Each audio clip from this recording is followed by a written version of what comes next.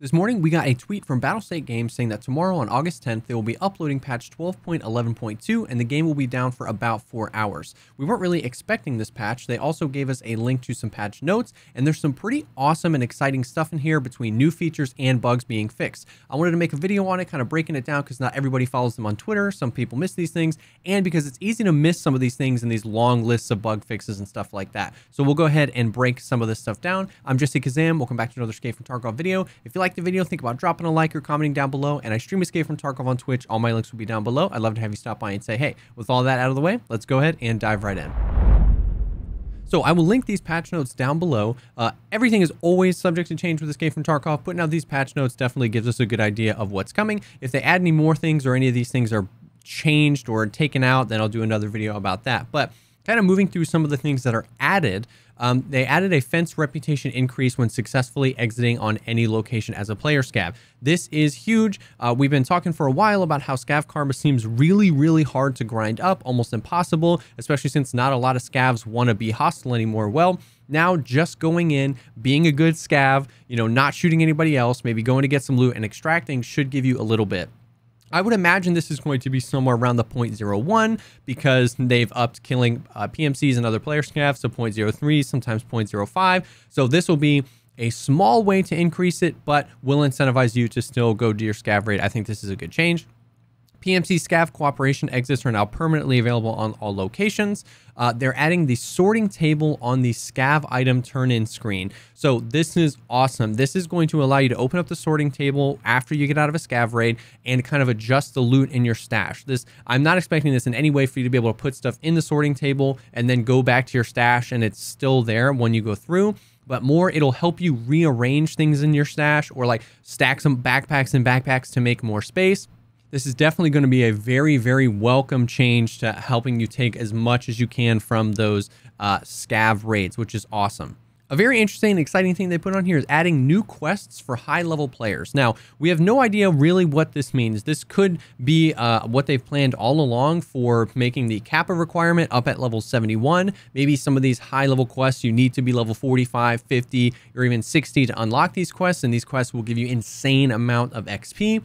We have no idea what these are going to be, but I'm very interested because we've said for a long time that other than getting Kappa, there's nothing really to do once you hit that like level 42 now soft cap. So these could be, really grindy quests that a lot of like other maybe RPGs have. Kill 1,000 scavs, kill a bunch of this. And I'm hoping that they strike that balance well on something that takes a long time for us to do, so it keeps us coming back, but something that is a worthy reward, but that doesn't give those players like an unequal advantage over other players. So very interesting to see, but new quests coming in the patch tomorrow as well. Adding the ability to change the PMC voices in the sounds and settings tab. So you used to be able to change your voice anytime, and then once they added the different faces, you were kind of locked into your face and your voice throughout the entire wipe. And now it seems like you're going to be able to change your voice at any time during the wipe again. I think this is probably to address a bug where a lot of people chose a specific USEC voice and then were given a different one instead with no way to change it back. So that's going to be in there as well. Various fixes to the AI, which are always welcome because, it can always seem like they're either gods or absolute idiots. Added the ability to use the flea market to search and buy items from traders for players below level 20.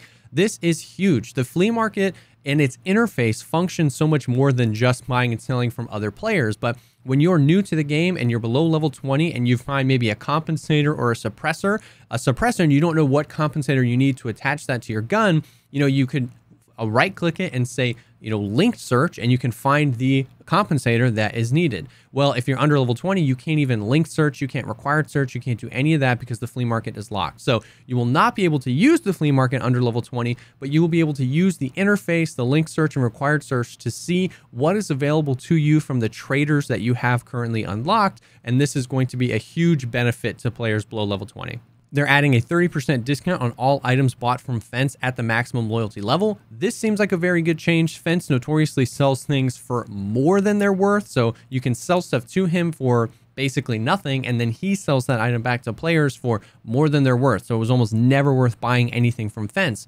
Well, if you grind your way up to 6 Scav Karma, now you're going to get a 30% discount. So now you're going to get those uninsured or unclaimed items from PMCs, and you're going to get them at a discount. This might make grinding up to that highest level even more worth it. Additionally, they're adding a very low graphics preset. So if you're struggling to get frames and you have a lower end PC, this might help you squeeze out some more frames. Who knows? We'll test that out when it comes. Now, there's also a long list of fixes that they're implementing as well. I'm not going to go through every single one of them. Once again, the patch notes are down below, but I wanted to bring some context around some of them because they're actually pretty nice. They're fixing the loot spawn in the lockers on Interchange. I don't know if that means they're nerfing them. I hope not, because it's fun to loot those lockers, but we'll see. Raiders can no longer sprint with blacked out legs. This is huge because if you're fighting raiders and you light them up in the legs and you shoot them and they can just run away when we as PMCs can't do that, that's nice. That'll be better.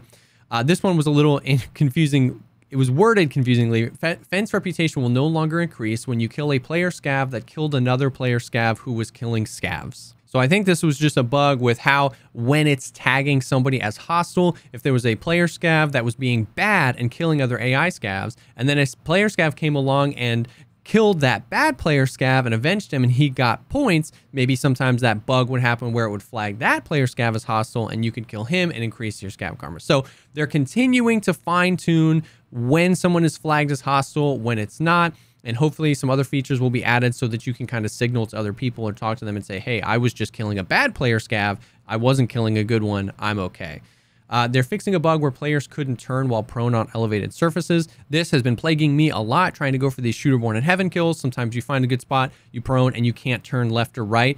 I'm glad that they're fixing this. Fixing some various hideout things where certain timers weren't showing the correct timer, especially as it was scaling with your fence rep. So they're fixing those bugs. The insurance icon, the orange reticle on your gear, was no longer appearing after reconnect. This was a frustrating one because you might disconnect or your game might crash, you reconnect, and then all the gear that you insured, which insurance is incredibly expensive, the orange icon wouldn't be there and you wouldn't sure if it uninsured it or if it's still insured. Can you go into a raid with it? Do you need to insure it again? So they're fixing that bug, which is awesome. Probably the bug I am most excited for them to be fixing is they said sounds are now correctly overlapping in some of the rooms in the Shoreline location. It was an interesting way to word this. I'm hoping what that really means is that the East Wing on resort audio is fixed.